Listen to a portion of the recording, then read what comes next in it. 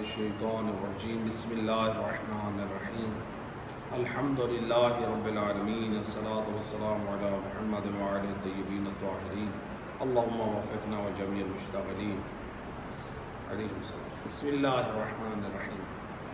درس قرآن کا جو ہمارا سلسلہ چل رہا ہے، آج سورہ لہب کے بارے میں۔ سورہ لہب قرآن کریم کی یہ سورہ جو 5 آیات پر مشتمل ہے، اور یہ سورہ جو ہے یہ مکہ میں نازل ہوئی۔ یہ سورہ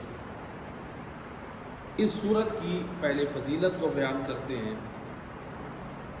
حضرت محمد مصطفیٰ صلی اللہ علیہ وآلہ وسلم فرماتے ہیں آپ فرماتے ہیں کہ جو شخص اس سورہ کی تلاوت کرتا ہے اللہ تعالیٰ اس کی حفاظت کرتا ہے۔ دوسرا آپ فرماتے ہیں کہ اگر کسی کے شکم میں درد ہو، پیٹ، تو وہ اپنے اس درد والی جگہ پہ ہاتھ رکھ کے اس سورہ ابھی لہب، سورہ تبت، سورہ مسد کی تلاوت کرے تو اللہ اس سورت کے تلاوت کی برکت سے اس درد سے افاقت ہے۔ اور اس پہ یعنی علماء کا ایک تجربہ بھی ہے، یہ عمل مجرب ہے، یعنی جتنے افراد نے بچوں کے پیٹ میں درد ہو یا بڑوں کے، انہوں نے اس صورت کو دم کیا تو اللہ سبحانہ وتعالیٰ نے اس صورت کی برکت سے شفا عطا کی۔ روایت میں ہے کہ آپ فرماتے ہیں صلی اللہ علیہ وآلہ وسلم، جو شخص سورہ تبت یدا ابی لہب کی تلاوت کرتا ہے، اس کی یعنی وقتاً فوقتاً اس کی تلاوت کرتا رہے، اللہ سبحانہ وتعالی اس عمل کے صدقے میں اس کو اور ابو لہب کو ایک مقام پر جمع نہیں کرے۔ یعنی ابو لہب جو ہے وہ جہنم میں جائے گا، اور یہ مومن کیا ہے، اگر ایمان اور عمل صالح والا ہے تو یہ جنت میں جائے گا۔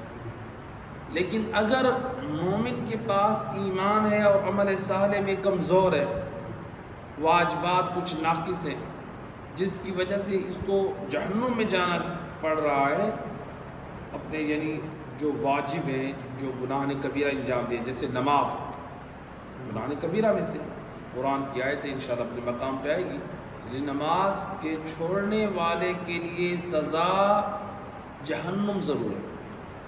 جتنا بڑا ایمان کا دعویٰ تھا سورہ مدثر وہ اپنے مقام، یعنی انسان نے جہنم جانا ہے اپنے بعض بد اعمالیوں کی وجہ سے، تو اب یہ جہنم میں تو جائے گا، لیکن اللہ نے اس کو اس صورت کی برکت سے اس وادی میں نہیں بھیجنا جس وادی میں ابو لہب عذاب الہی میں مبتلا، تو لہٰذا یعنی یہ سورت جو ہے اس کو پڑھتے رہنا چاہیے۔ اس سورہ کا شان نزول کیا ہے، یعنی جو صورتیں جتنی بھی ہیں یا آیات ہیں ان کے نازل ہونے کا مقصد تھا۔ ملتا ہے کہ حضرت عبداللہ ابن عباس وہ روایت نقل کرتے ہیں کہ جب قرآن کریم کی یہ آیت مجیدہ نازل ہوئی، وَأَنذِرْ عَشِيرَتَكَ الْأَقْرَبِينَ، کہ یعنی اے رسول آپ اپنے رشتہ داروں کو، قرابت داروں کو ڈرائیں، یعنی اللہ واحد کا پیغام دیں، اللہ کی توحید کی طرف لوگوں کو دعوت دیں، بت پرستی سے لوگوں کو روکیں۔ تو سید الرسل نے جب حکم الہی کی تکمیل کے لیے آپ کوہ صفا یعنی صفا کی پہاڑی ہے اس کے اوپر تشریف لے گئے، اور آپ نے صبح کے وقت آپ پہنچے اور آپ نے بلند آواز سے صدا دی، یا صباح۔ تو یہ عرب میں یا صباح کہ اس وقت فریاد کی جاتی تھی کہ جب کوئی دشمن پہاڑی کے پیچھے سے لوگوں پر حملہ کرنے کے لیے آتا تو لوگ جو ہوتے تھے وہ یہ فریاد کر کے لوگوں کو غفلت سے بیدار کرتے تھے کہ اٹھو، اپنے اپنے مورچے اور اپنا ہتھیار سنبھالو، دشمن جو ہے وہ حملہ کرنے کے لیے آ پہنچا ہے۔ تو رسول اللہ نے بھی اسی جملے کا انتخاب کیا اور کوہ صفا پہ کیا، آپ نے یہ صدا دی تو مکہ کے جو لوگ تھے کچھ لوگ پہنچے کہ یہ فریاد کرنے والا کون ہے، ہمارا اس وقت کون دشمن ہو سکتا ہے جو ہمارے اوپر حملہ آور ہوا ہے، تو ہماری جانوں کو خطرہ ہے، ہمارے مالوں کے لوٹنے کا خطرہ ہے۔ کچھ لوگ پہنچے کچھ لوگ نہ آئے، تو رسول اللہ صلی اللہ علیہ وآلہ وسلم نے بعض سرداروں اور قوموں کا نام لے کر آپ نے صدا دی۔ وہ سردار، وہ لوگ، ابو لہب اپنے رشتہ داروں کے نام لیے، اپنے قبیلے والوں کے نام لیے، سارے لوگ اس کوہ صفا پہ جمع ہوئے، ایک پہاڑی بھر گئی لوگوں کے وجود سے۔ اب جب یہ لوگ پہنچے تو رسول خدا صلی اللہ علیہ وآلہ وسلم فرماتے ہیں، ایھا الناس، اے لوگوں مجھے یہ بتاؤ، اگر میں تمہیں کہوں کہ اس پہاڑی کے پیچھے سے دشمن تم پر حملہ کے لیے آج پہنچائے، کیا تم میری تصدیق کرو گے؟ تو انہوں نے کہا نعم، ہاں یقیناً ہم گواہی دیں گے کہ ہم آپ کو سچا مانتے ہیں، آپ کی بات کی تصدیق کرتے ہیں۔ یعنی یہ دیکھیں کہ رسول اللہ صلی اللہ علیہ وآلہ وسلم نے اتنا کردار پاک پیش کیا ہے کہ اتنا صادق تھے، اتنا امین تھے، کفار بھی رسول اللہ کے سچے ہونے کی تصدیق کریں۔ یہ یعنی کمال یہ ہے کہ آپ کی کسی خوبی کو آپ کا دشمن جو ہے اس کا اعتراف کرے، یعنی یہ رسول اللہ کا یہ وہ پاک کردار تھا۔ اور دیکھیں رسول اللہ نے ہمیں ایک بہترین نمونہ دیا۔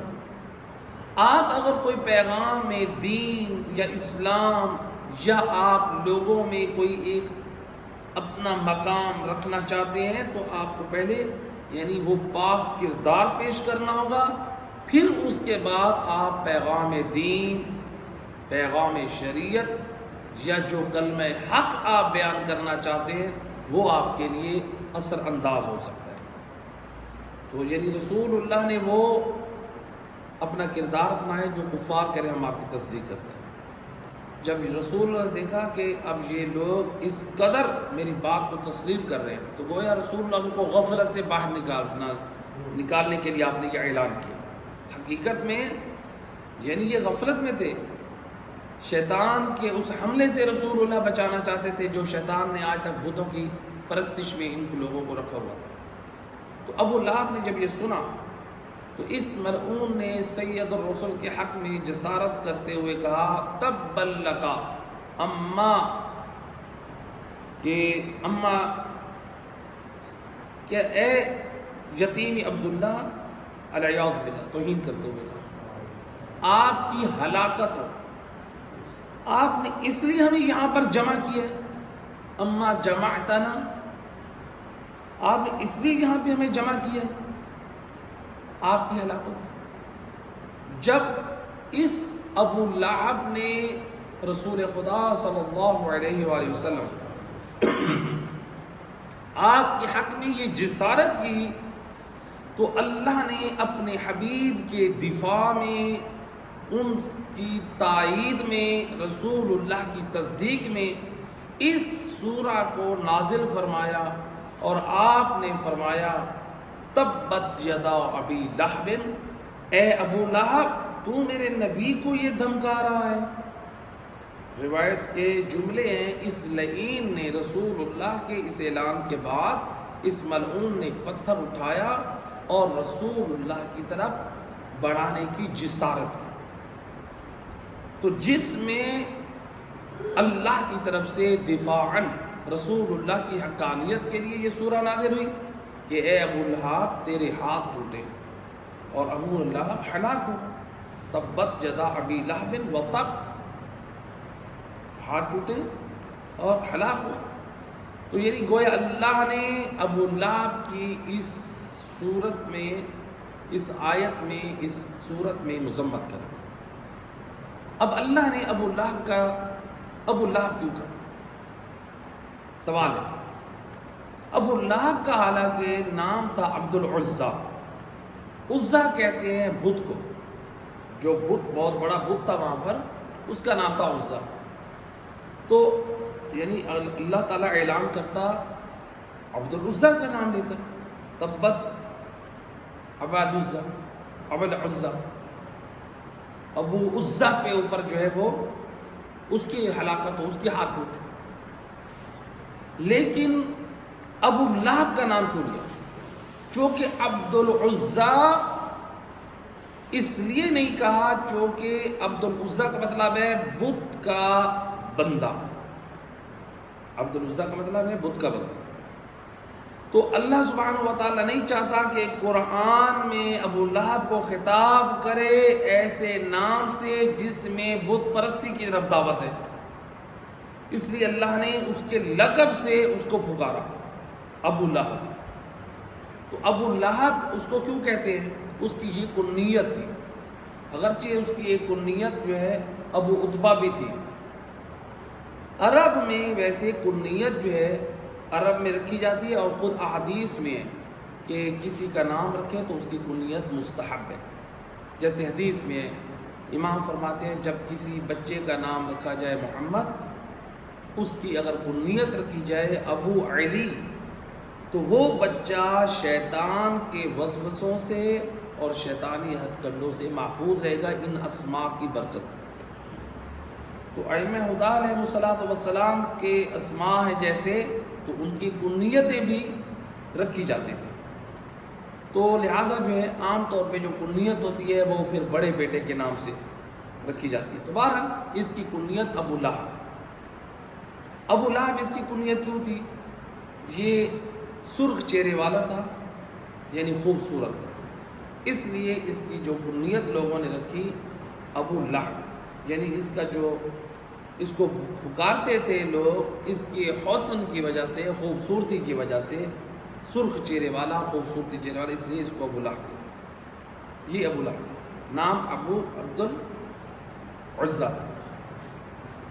یہ ابو لہب یعنی جس کی مذمت بھی یہ پوری سورہ نازل ہوئی ہے، اس قدر یہ رسول اللہ کا یہ دشمن تھا، اس قدر تھا کہ رسول اللہ کے گھر کے ساتھ اس کی ایک ہی دیوار تھی. ادھر سے ایک اور بھی سردار تھا، وہ بھی رسول اللہ کا دشمن تھا.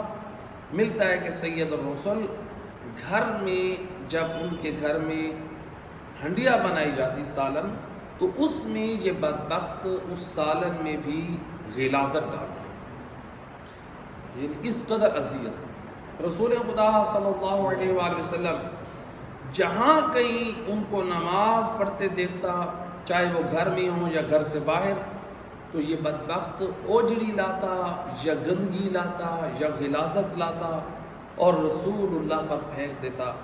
یعنی اللہ کی عبادت کی بھی توہین کرتا اور رسول اللہ کی بھی توہین کرتا. تو یعنی اس کا مطلب یہ ہے کہ نماز کی اور مسلمانوں کی عبادتوں کی توہین کرنا اور اس کا جو ہے وہ چہرہ مسخ کرنا، یہ دشمنان اسلام کی سازش ہے. تو لہٰذا یہ جو ہے ابو لہب اس قدر بھی بدبخت اور بد نصیب، جس کے دو بیٹے جو ہے وہ مرتد مرے اور دو نے فتح مکہ کے موقع پر انہوں نے اسلام کو قبول کیا تھا، وہ بھی اپنی اغراض و مقاصد کی خاطر.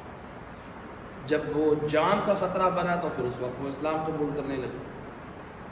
تو یہ ابو لہب جس نے رسول اللہ کے لیے اس قدر سخت ماحول بنا دیا تھا کہ طارق محاربی کہتے ہیں، طارق کے محاربی نام ایک شخص، وہ کہتا ہے کہ عرفات کے قریب ایک بازار میں ایک جگہ پر میں نے دیکھا ایک جوان ہے جو کہہ رہا ہے ایھا الناس قولوا لا الہ الا اللہ، اے لوگو لا الہ الا اللہ کہو، یعنی بت پرستی سے انکار کرو، اللہ واحد کا اقرار کرو، اللہ کی توحید کا اقرار کرو، تفلحوا تو تم لوگ نجات پا جاؤ گے.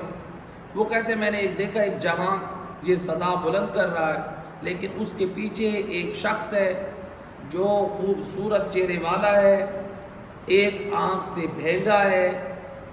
یہ ابو لہب بھینگا بھی تھا، ایک آنکھ سے بھینگا ہے اور اس کے ہاتھ میں پتھر ہے اور وہ اس جوان کے پاؤں میں پیچھے کی طرف سے وہ پتھر مار رہا ہے، لیکن میں اس جوان کے حوصلے پہ میں حیران تھا کہ یہ بوڑھا اس کے پاؤں پہ پتھر مارتا جا رہا ہے اور وہ ان پتھروں اور اذیتوں کی تکلیف کو برداشت بھی نہیں کر رہا، ان تکلیفوں کو بھلا کر وہ اس کی زبان پر صرف ایک ہی کلمہ حق ہے، وہ لوگوں کو کہہ رہے قولوا لا الہ الا اللہ، اے لوگوں لا الہ الا اللہ کہو، اللہ کی وحدانیت کا اقرار کرو، تم کامیاب، تم نجات پا جاؤ گے۔ کہا کہ وہ اپنی تکلیف کو بھلا کر اپنے مقصد کی طرف آگے بڑھ رہا ہے۔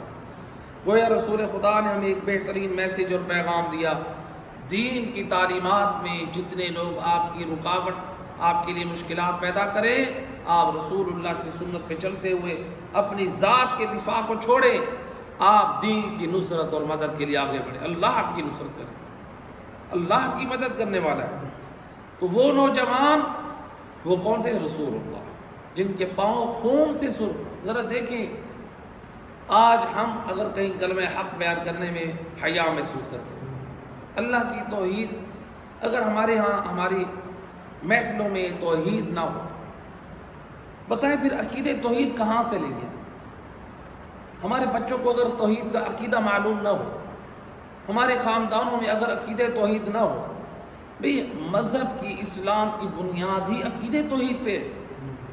اگر عقیدہ توحید ہی صحیح نہیں ہے تو عقیدہ نبوت کوئی کسی فائدے کا نہیں ہے۔ عقیدہ توحید صحیح نہیں ہے، عقیدہ ولایت کسی فائدے کا نہیں ہے۔ عقیدہ توحید صحیح نہیں ہے تو باقی عقائد، باقی اعمال ہمارے بے فائدہ رہیں گے۔ اسلام کا جو بنیادی جو عقیدہ ہے وہ عقیدہ توحید ہے۔ تو لہٰذا یعنی یہ ابو لہب ملعون اس قدر رسول اللہ کا دشمن تھا۔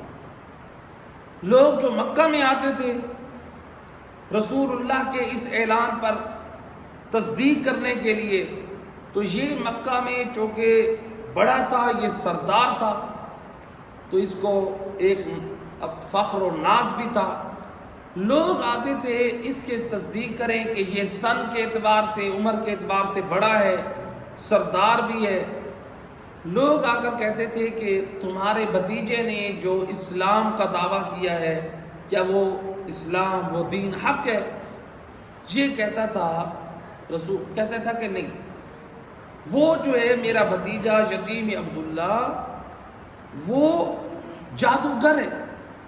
ایک گروہ آیا، انہوں نے کہا کہ ہم اس سے ملے بغیر، اس کی زیارت کے بغیر نہیں جائیں گے۔ اس نے کہا کہ تم ملنا چاہتے ہو تو بے شک مل لو، وہ تو مجنون ہے، الیاذ باللہ، یعنی وہ مینٹل ہے اور وہ عنقریب ہلاک ہو جائے گا۔ تو یعنی یہ اس قدر رسول اللہ کی مخالفت، رسول اللہ کے راستے میں رکاوٹیں، رسول اللہ کی دشمنی میں اس قدر آگے بڑھ چکا تھا کہ سید الرسل کے خلاف جو ہے یہ سازشوں پہ ہی سازشیں کر رہا تھا۔ صلوات پڑھیں محمد۔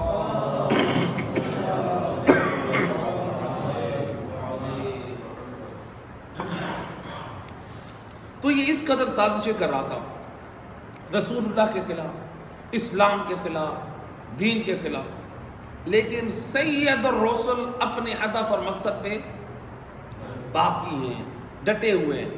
آپ نے جو شروع میں حدیث سنی اس کا ایک نقطہ بیان کر دوں لطیف، کہ رسول اللہ کیا فرماتے ہیں، جو شخص اس سورہ کی تلاوت کرے اللہ اس کو ابو لہب کے ساتھ اس وادی میں جمع نہیں کرے گا۔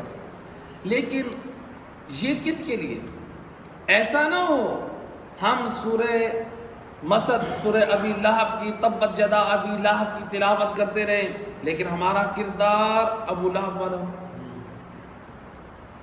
یعنی ایمان اور سلامتی، دین اسلام پر ہماری زندگی ہو، رسول اللہ کے کردار کی پیروی ہو، یہ سورت پڑھیں تب ہمیں وہ ثواب، تب ہمیں وہ نجات ملے گی۔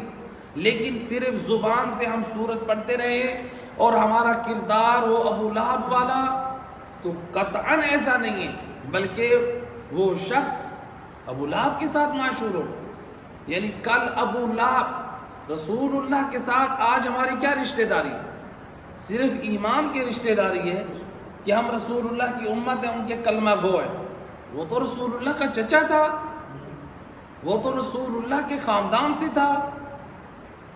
تو جب اس کے حق میں یہ اس کی مذمت میں پوری صورت نازل کر دی اللہ نے، تو یہ بتایا کہ جو رسول اللہ کے مقصد کا دشمن ہے، جو رسول اللہ کے پیغام کا دشمن ہے، وہ کسی زمانے میں بھی ہو، چاہے وہ ابو لہب ہو یا بعد میں ہو، وہ اللہ کو ہرگز پسند نہیں. وہ کوئی بھی ابو لہب کہ ابو لہب ہو یا ابو لہب کے راستے پہ چلتے ہوئے رسول اللہ کے دین کی مخالفت کرنے والا.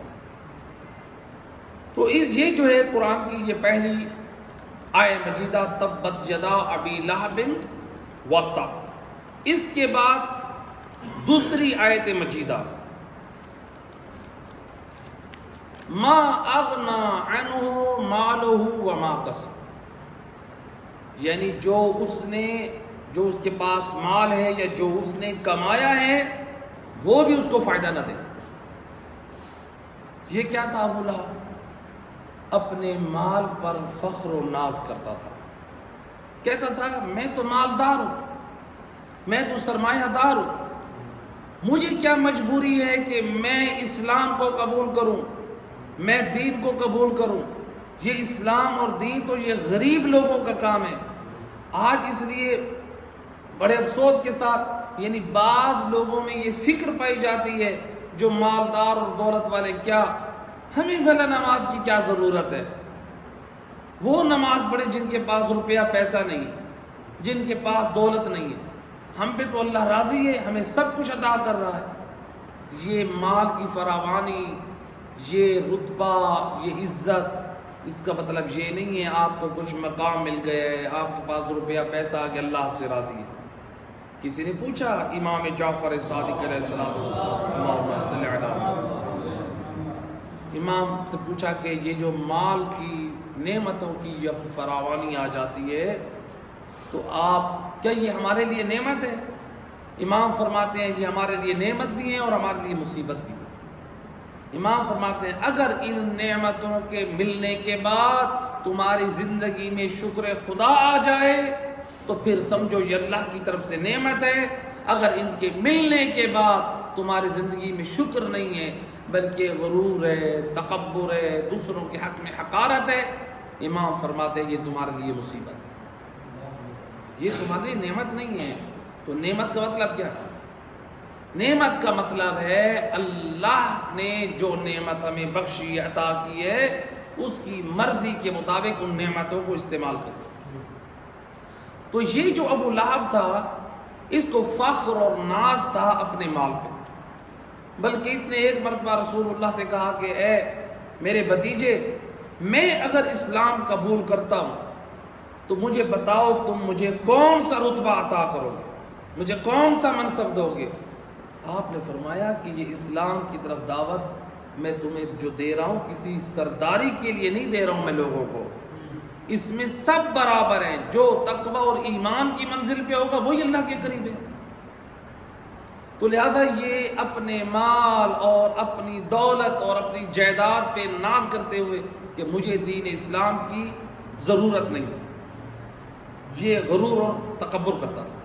حالانکہ چاہیے تو یہ تھا کہ اسلام کو قبول کر کے نصرت دین کرتا، جیسے جناب خدیجہ طاہرہ سلام اللہ علیہا نے کی کہ نصرت دین کے لیے بی بی نے اپنا سارا مال قربان کیا. تاریخ کا یہ قیمتی جملہ ہے، جناب خدیجہ طاہرہ ملیکۃ العرب بی بی، جس کا اتنا مال تھا ہزاروں کی تعداد میں، جس کے اونٹ ایسے عام چرتے تھے، ہزاروں کی تعداد. یعنی اس زمانے کی لینڈ کروزر جو اونٹ ہے جس کو ریگستان کا جہاز کہا گیا، یعنی بہت قیمتی سواری ہوتی تھی. تو یہ جو ہے اونٹ ہزاروں کی تعداد میں، سینکڑوں کی تعداد میں یہ شام، مصر اور یمن جاتے یہ اونٹ، جو بھاری سامان ان کے اوپر لادا ہوا ہوتا تھا تجارت کا. بلکہ تاریخ کے یہ جملے ہیں، جس گودام میں بی بی خدیجہ طاہرہ کے یہ اونٹ آرام کرتے تھے وہ کہاں آرام کرتے تھے؟ اس مال تجارت کے سائے میں بیٹھ کے۔ اب ذرا خود اندازہ کریں، ہم اگر کسی سائے کو تلاش کریں تو ایک بلند دیوار کی ضرورت ہے، اور جو اونٹ قد آور ہو، اور ایک نہیں سینکڑوں اونٹ ہیں جو پھیل کر بیٹھیں گے اور کہاں تک بیٹھیں گے، وہ مال تجارت اتنا گودام بڑا ہوتا، اتنا بڑا احاطہ تھا جہاں پر وہ بیٹھ کر آرام کرتے تھے۔ اور ملتا ہے کہ بی بی کا وہ قیمتی لباس جن میں موتی اور سونے اور چاندی کی تاروں سے کام ہوتا تھا، جب رسول اللہ کی خدمت میں آئیں تو آپ نے دیکھا کہ رسول اللہ نصرت دین کرنا چاہتے ہیں۔ بی بی خدیجہ طاہرہ نے کیا کیا؟ اللہ اکبر، عملی کردار اپنایا نصرت دین کا۔ بی بی نے اپنا وہ سارا سرمایہ رسول اللہ کی خدمت میں پیش کر دیا نصرت اسلام اور دین کے لیے، کہ ایک وقت ایسا آیا اسی بی بی کی بیٹی کسی شادی میں جانا چاہتی ہے، جناب سیدہ کے پاس لباس نہیں ہے کہ اچھا لباس پہن کر شادی میں شرکت کرے۔ یہ اہل بیت نے، یہ آل محمد کے گھرانے سے، یہ رسول اللہ کے گھرانے سے ہمیں یہ پاک درس ملا ہے۔ آج اسلام کے لیے ہم جو ہے وہ ترویج تعلیم اور نصرت کے لیے اگر ہمارے پاس صرف کرنے کے لیے گنجائش نہیں ہے، وقت نہیں ہے، ظاہری بات ہے پھر ہم لوگ خود گھاٹے میں۔ آیت اللہ سستانی کیا فرماتے ہیں؟ آغا سستانی فرماتے ہیں جس علاقے میں، جس شہر میں، جس ملک میں، جس مقام پر ترویج دین موقوف ہو جائے مال کے صرف کرنے پر، وہاں کے مخیر حضرات مالدار لوگوں پہ واجب ہے، احتیاط واجب کی بنا پر ان پر واجب ہے کہ وہ مال صرف کر کے دین الہی کی ترویج کرے، تعلیمات محمد وآل محمد کو عام کرے۔ یہ جو پیسہ صرف کریں گے یہ خمس اور زکوٰۃ سے ہٹ کے یہ دین کی ترویج اور تعلیم کو عام کرے، یہ ہم سب کا شرعی حق ہے۔ آج ہم مال جمع کرتے رہے، ٹھیک ہے، اسلام منع نہیں کرتا ہے، آپ اپنی نسلوں اور اپنے بچوں کی ضروریات کو سامنے رکھیں۔ کیا ہماری ضرورت اسلام اور دین نہیں ہے؟ آج ہم مال چھوڑ کر جائیں اپنے بچوں اور نسلوں کے لیے، کیا ہم اپنی آخرت کے لیے بھی کوئی مال چھوڑ رہے ہیں؟ ہم تو سارا اپنی دنیا کے لیے مال جمع کر رہے ہیں، اپنے بچوں کی دنیا کے لیے مال جمع کر رہے ہیں۔ کیا کبھی ہمارے اندر یہ جذبہ آیا ہے، فکر آئی ہے کہ ہم اپنی آخرت کے لیے مال صرف کریں؟ تو لہٰذا یہ جو تھا کیا، اس کو مال کا غرور تھا، اور جس کو اللہ نے قرآن میں بیان کیا اور جس میں اس کی مذمت کی۔ یہ دوسری آیت مجیدہ۔ تیسری آیت مجیدہ میں کیا فرمایا؟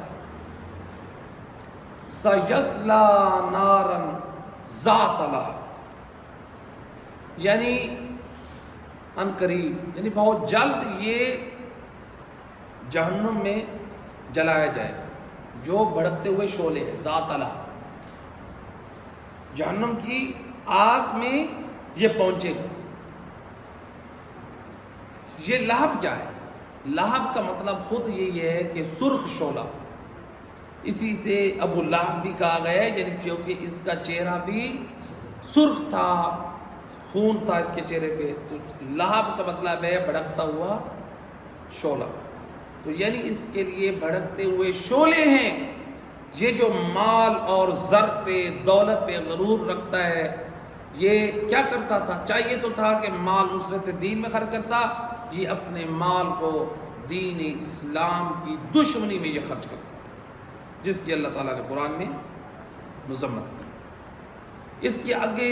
اس سے آگے والی آیت مجیدہ، وَامْرَأَتُهُ حَمَّالَةَ الْحَطَبِ، اور ابو لہب کی جو بیوی ہے وہ آگ اٹھائے پھرتی ہے۔ کیا مطلب؟ مختلف اس کے معنی کیے گئے، مفاہیم پیش کیے گئے۔ ایک یہ تھا کہ یہ جو اس کی بیوی تھی جس کا نام تھا ام جمیل، ابو لہب کی جو بیوی تھی اس کا نام تھا ام جمیل، یہ ابو سفیان کی بہن تھی، یہ معاویہ کی پھپھی تھی، ابو لہب کی بیوی تھی۔ اس قدر یہ دشمن اہل بیت تھی، دشمن رسول تھی، رسول اللہ کے دروازے میں، رسول اللہ کے راستے میں خاردار جھاڑیاں بچھاتی تھی، تاکہ رسول اللہ کو ان کے گھر کے بچوں کو اذیت اور تکلیف ہو۔ لیکن قربان جاؤں، دشمن کا کام تھا کانٹے بچھانا، پتھر مارنا، رسول اللہ انہی راستوں سے پتھروں کو بھی صاف کرتے اور جھاڑیوں کو بھی ہٹاتے۔ گویا رسول اللہ نے یہ سمجھا دیا کہ دشمن دین کا کام ہے راستوں میں رکاوٹیں پیدا کرنا، اور بانی شریعت کا کردار، اسلام کا کردار ہے راستے کو ہموار کرنا، تاکہ مشرکین اور کفار بھی اگر اس راستے پہ آنا چاہتے ہیں تو ان کے لیے بھی آسانی۔ رسول اللہ نے اپنے اخلاق سے، اپنے کردار سے اسلام اور دین کی طرف دعوت دی۔ تو یہ خاردار جاڑیاں بچھاتی ملعونہ عورت، تو یعنی یہ ام جمیل اس قدر یہ دشمن اہل بیت تھی، دشمن رسول تھی۔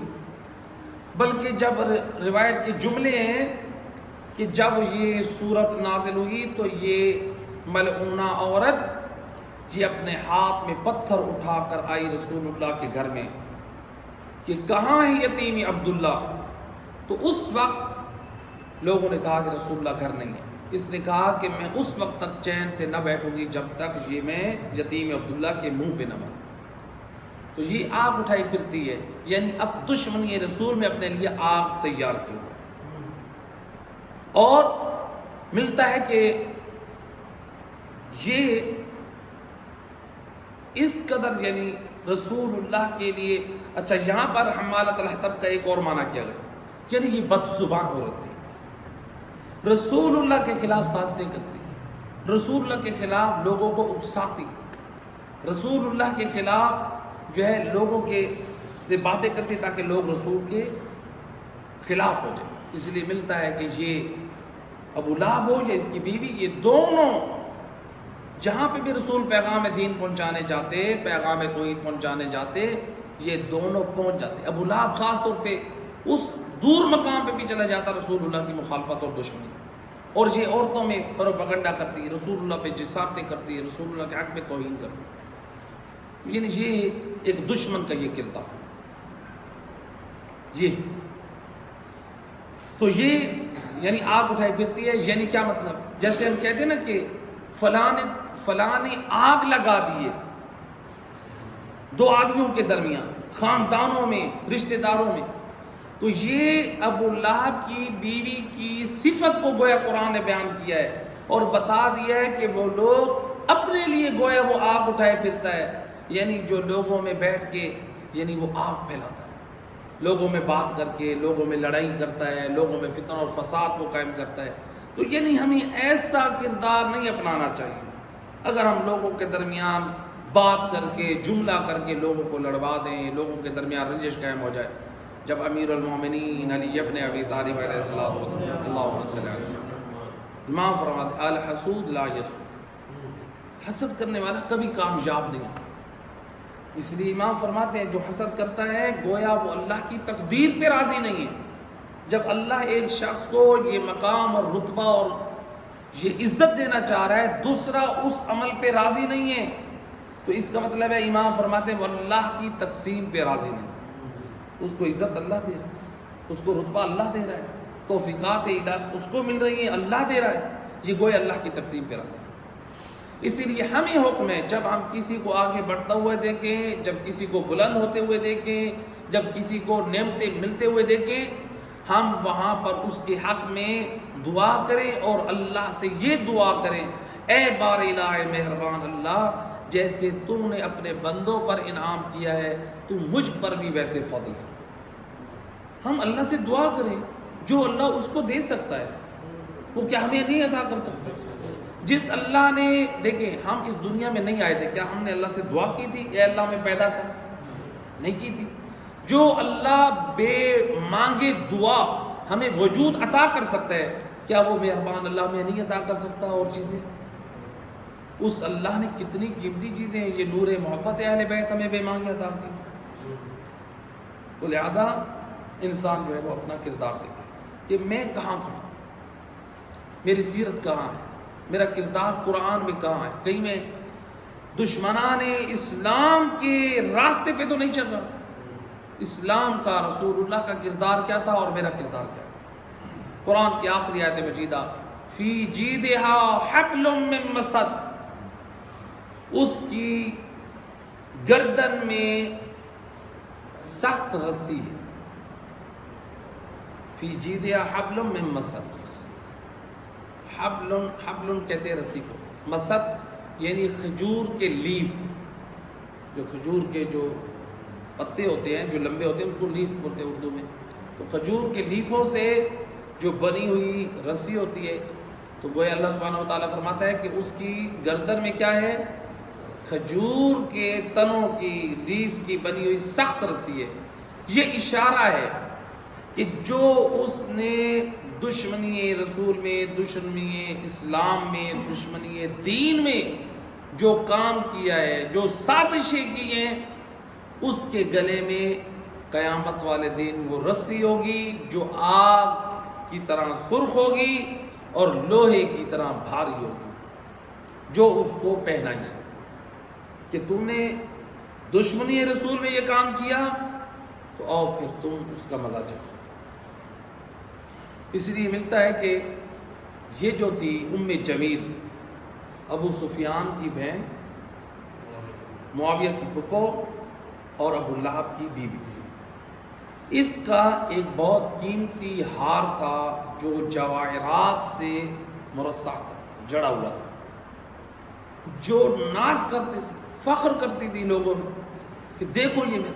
اس کا ہار دیکھنے کے لیے لوگ دور دور سے خواتین دیکھتی تھی، تمنا کرتی تھی کہ ابو لہب کی بیوی نے بڑا قیمتی جواہرات کا ہار پہنا، ناز کرتی تھی. یہ جو قیمتی ہار تھا جس پہ یہ ناز کرتی تھی، اس نے قسم اٹھائی، کہا کہ مجھے اپنے رب کی قسم، یعنی بت کی، جو عزا تھا یا دیگر جو بت تھے اس کی قسم اٹھائی، کہا کہ مجھے اپنے رب کی قسم میں چین سے نہ بیٹھوں گی، اپنے اس ہار کو میں اس یتیم عبداللہ کی سازشوں میں اپنے اس ہار کو میں خرچ کر دوں گی، نہ اس کے دین کو پروان چڑھنے دوں گی، نہ اس کو آگے بڑھنے دوں گی. یعنی اس قدر یہ دشمن دین اور اسلام، یعنی اپنے اس مال کو یہ خرچ کر رہی ہے اسلام کی دشمنی. بی بی خدیجہ طاہرہ کا کردار دیکھیں تو مال پہ قربان کر رہی ہے، اسلام پہ مال کو قربان کر رہی ہے. اور ادھر سے ام جمیل زوجہ ابو لہب کو دیکھیں تو وہ دشمنی اسلام میں اپنے مال کو خرچ کر رہی ہے. تو اب کیا ہوا؟ گویا اس لیے علماء مفسرین فرماتے ہیں اللہ سبحانہ وتعالیٰ نے گویا اس بات کی طرف اشارہ کرتے ہوئے کہ تو نے اپنا وہ قیمتی ہار دشمنی اسلام پہ خرچ کیا ہے، تو پھر اللہ بھی تجھے عذاب یہ دے گا کہ تیرے لیے دردناک عذاب ہوگا. کیا ان لوگوں کے لیے دردناک عذاب تھا؟ ملتا ہے کہ یہ جو ابو لہب تھا، یہ جنگ بدر کے 7 دن بعد اس کے وجود میں ایک بیماری پیدا ہوئی، طاعون کے پھوڑے دانے پیدا ہوئے اور اس کے بدن سے اتنی گندی بدبو نکلنے لگی جس کی وجہ سے لوگ اس سے نفرت کرنے لگے، لوگ اس سے بھاگتے تھے. بالآخر لوگوں نے اس کو نکالا کہ کہیں یہ بیماری ہم میں منتقل نہ ہو جائے، اور یہ مکہ شہر سے باہر گیا، وہاں پر تنہا 7 دن اس بدبودار بیماری میں مبتلا رہا. بالآخر یہ جہنم واصل ہوا، اور جب یہ مرا تو اس کے رشتہ دار اس کے وجود کی بدبو کی وجہ سے اس کے قریب نہ آ رہے تھے. ایک دیوار تھی مکہ سے باہر، اس کے ساتھ اس کی جو ہے وہ میت، اس کا مردار پڑا تھا. لوگوں نے دور سے اس کی میت پہ پتھر مارے. جو دشمنی اسلام میں رہتا ہے پھر اللہ اس کو موت بھی اسی طرح سے ذلیل و خواری کے ساتھ دیتا ہے. تو اب یہ جب اس کی میت پہ پتھر مارے گئے، یعنی پتھروں سے اس کی میت کو ڈھانپا گیا، اس کی بیوی مری تو اس کو بھی ساتھ ادھر ہی رکھ کے اس کو بھی دفن کیا گیا. تو اسی طرح علماء اہل سنت کے مورخ ابن بطوطہ نقل کرتے ہیں کہ ان 2 دشمنان دین کی قبر مکہ سے باہر ہے. جب لوگ مکہ میں داخل ہونے لگتے تو پہلے ان دو ملعون دشمنان دین کی قبروں پہ پتھر مارتے، اور جب مکہ سے جانے لگتے تو تب بھی ان دو دشمنان دین کی قبروں پہ پتھر مارتے۔ یعنی دنیا میں جب جیے ہیں دشمنی اسلام میں تو موت بھی ذلت کے ساتھ آئی، مرنے کے بعد بھی ذلت نصیب ہوئی، اور آخرت میں بھی اللہ سبحانہ وتعالیٰ نے اس سورہ میں بیان کیا کہ ان کے لیے جہنم کی شعلے ہیں اور یہ آگ اٹھائے پھرتے ہیں۔ تو لہٰذا ایسا کردار نہیں ہونا چاہیے کہ کہیں ایسا نہ ہو آج ہم کلمہ پڑھ کے ہم اپنے آپ کو ظاہری طور پہ تو مسلمان کہلوائیں، لیکن اگر ہم بھی اسلام کی تعلیمات میں رکاوٹیں بن رہے ہیں، ہم بھی رسول اللہ کے اس مشن کو پہنچانے میں آگے بڑھانے کی نسبت ہم پیچھے ہٹا رہے ہیں، ظاہری بات ہے۔ وہ جو ابو لہب تھا وہ کیا کہتا تھا، میں امیر، میں سردار، میں فلاں، اسی میں کی وجہ سے دشمن دین اور دشمن رسول بن گئے۔ اور ایسا نہ ہو کہ ہم بھی اسی میں کی وجہ سے، اپنی ان خامیوں کی وجہ سے ہم رسول اللہ کے دین کے مخالف بیٹھے، ہم رسول اللہ کے دین کی تعلیمات میں رکاوٹیں پیدا کر بیٹھے۔ تو لہٰذا کوشش کرنی چاہیے مومن کو، ہم سب کا یہ فریضہ ہے، رسول اللہ کی تعلیمات کو عام کریں، ان کے اخلاق کو عام کریں، قرآن کا پیغام عام کریں، اور سب سے پہلی بات یہ ہے ہم سب اپنے گھروں سے اس بات کا آغاز کریں۔ پروردگار بحق محمد و اہل بیت علیہ الصلوۃ والسلام ہمیں قرآن کی سورہ پر جو ہمیں پیغام ملا اس پہ عمل کی توفیق عطا فرمائے۔ بار الہ بحق محمد